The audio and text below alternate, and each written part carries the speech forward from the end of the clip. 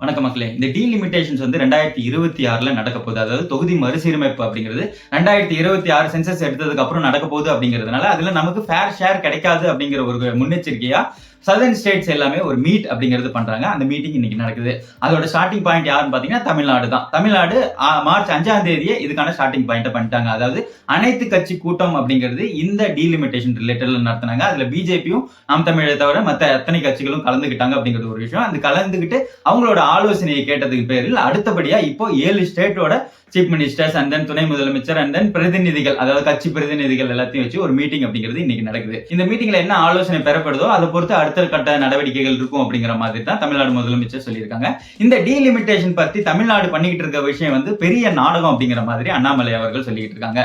So இந்த இடத்துல இந்த டீலிமிட்டேஷன்ஸ்னா என்ன, அதனால ஏன் சதர்ன் ஸ்டேட்ஸ் பாதிக்கும்னு சொல்றாங்க அப்படிங்கிற விஷயத்த இன்டெப்தா கம்ப்ளீட்டா பார்க்கலாம். ஃபர்ஸ்ட் டீலிமிட்டேஷன்ஸ் அப்படிங்கிறது என்னன்னு பாத்தீங்கன்னா, அதாவது தொகுதி மறுசீரமைப்பு, தொகுதியோட பவுண்டரிஸை டிசைட் பண்றது. அதாவது மொத்த தொகுதிகள் இந்தியாவில் எத்தனை இருக்கு, 543 எம்பி தொகுதிகள் இருக்கா, பாராளுமன்ற தொகுதிகள். அந்த தொகுதிகள் அப்படிங்கிறது கவுண்டை இன்க்ரீஸ் பண்றதுக்கு வாய்ப்பு இருக்கு. இல்லைன்னா இதே தொகுதிகளை வச்சுக்கிட்டு அந்த தொகுதிகள் மக்கள் தொகையை பொறுத்து ஷேர் மாறும் அப்படிங்கிற மாதிரி சொல்லிக்கிட்டு இருக்காங்க. அதாவது இப்போ ஒரு தொகுதியில 25 லட்சம் பேர் இருக்காங்க, இன்னொரு தொகுதியில 10 லட்சம் பேர் இருக்காங்க அப்படிங்கிற பட்சத்துல இது ஃபேரா இருக்காது இல்ல. அதாவது அந்த பர்டிகுலர் தொகுதியை அட்ரஸ் பண்ண போற எம்பிக்கு வந்து ஃபேரான திங் கிடையாது. 25 லட்சம் பேரை அட்ரஸ் பண்றதும் 10 லட்சம் பேரை அட்ரஸ் பண்றதும் வித்தியாசம் இருக்குல்ல.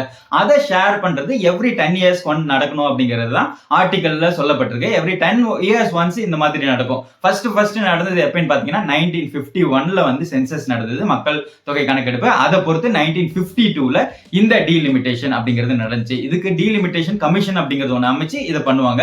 அதாவது பவுண்டரிஸ் அமைக்கிறது மட்டும் அவங்களோட டெசிஷன் இல்ல, அட் தி சேம் டைம் எது வந்து இந்த ரிசர்வ்டு தொகுதி அப்படின்னு சொல்லுவாங்கல்ல, அந்த ரிசர்வ்டு தொகுதி எது அப்படிங்கறத டிசைட் பண்றது இந்த வேலைகள்லாம் அது பண்ணுவாங்க.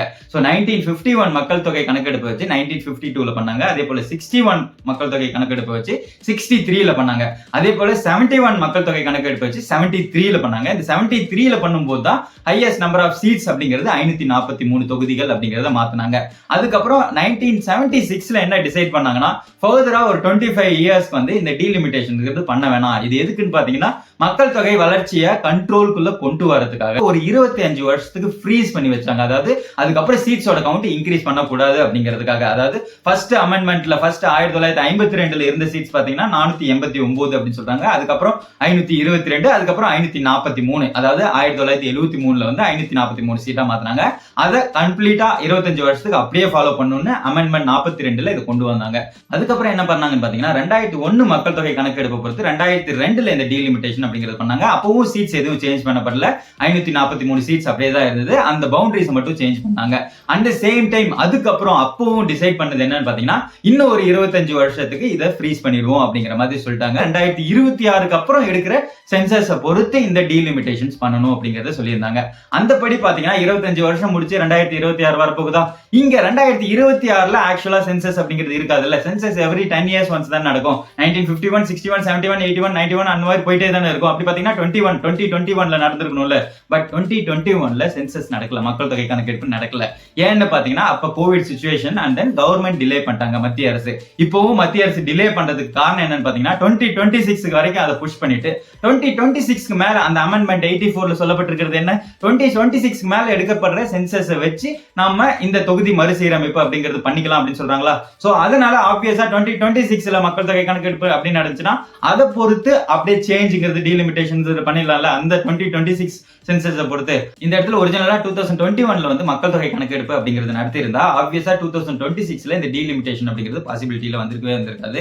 ஏன்னா 2026க்கு அப்புறம் இருக்கிற மக்கள் தொகை கணக்கெடுப்பு நடக்கிறதுல வச்சு டீலிமிட்டேஷன்ஸ் பண்ணணும் அப்படிங்கிறது தான் 84th அமெண்ட்மெண்ட்ல பண்ணியிருக்காங்க. அப்படி பாத்தீங்கன்னா 2031ல தானே சென்சஸ் திரும்ப எடுப்பாங்க 2026க்கு அப்புறம். அந்த 31 சென்சஸ் வச்சு 2034 எலெக்ஷனுக்கு முன்னாடி இந்த டீலிமிட்டேஷன் அப்படிங்கறத பண்ணிருக்கலாம். பட் ஆனா இப்ப என்ன 2021 அப்படிங்கிறது 26க்கா மாத்தி வச்சிருக்காங்க. எதனால கோவிட் சிச்சுவேஷனால. பட் 2026ல அந்த சென்சஸ் எடுத்தாங்கன்னா ஏன்னா அந்த சென்சஸ் வச்சு டீலிமிட்டேஷன்ங்கிறது உடனே அடுத்த வருஷமே பண்ணிடலாம்ல. அந்த டீலிமிட்டேஷன் பண்ணாங்கன்னா 2029 எலெக்ஷன்ல இந்த டீலிமிட்டேஷன்ஸ் தொகுதி மறுசீரமைப்பு அப்படிங்கிறது வந்து மேபி சப்போர்ட்டிவா அமையலால ஒரு பர்டிகுலர் கட்சிக்கு. சோ அந்த கருத்தை வச்சுட்டு தான் இந்த மாதிரி டீலிமிட்டேஷன்ஸ் வந்து ஃபேரா இருக்கணும் அப்படின்னா அதுக்கு என்னெல்லாம் பண்ணுங்கிறதுக்கு தமிழ்நாடு கவர்மெண்ட் ஸ்டெப்ஸ் எடுத்துக்கிட்டு இருக்காங்க. அந்த 2026 சென்சஸ் பொறுத்து மாத்தும் போது என்ன ஆகும்னு பாத்தீங்கன்னா சதர்ன் ஸ்டேட்ஸ் எல்லாம் ரொம்ப பாதிக்கப்படும். இந்த சதர்ன் ஸ்டேட்ஸ் எல்லாம் ரொம்ப பாதிக்கப்படும், சீட்ஸ் கவுண்ட் குறையும் அப்படிங்கிற ஒரே சிச்சுவேஷனுக்காக தான் 2002லயும் இந்த டெசிஷன் எடுத்தாங்க. 25 இயர்ஸ்க்கு புஷ் பண்ணி வச்சது. அதாவது அதர் ஸ்டேட்ஸ் எல்லாம் வந்து அதிகப்படியான சீட்ஸ் கிடைக்கும், இங்க சதர்ன் ஸ்டேட்ஸ் எல்லாம் ரொம்ப கம்மியா கிடைக்கும்.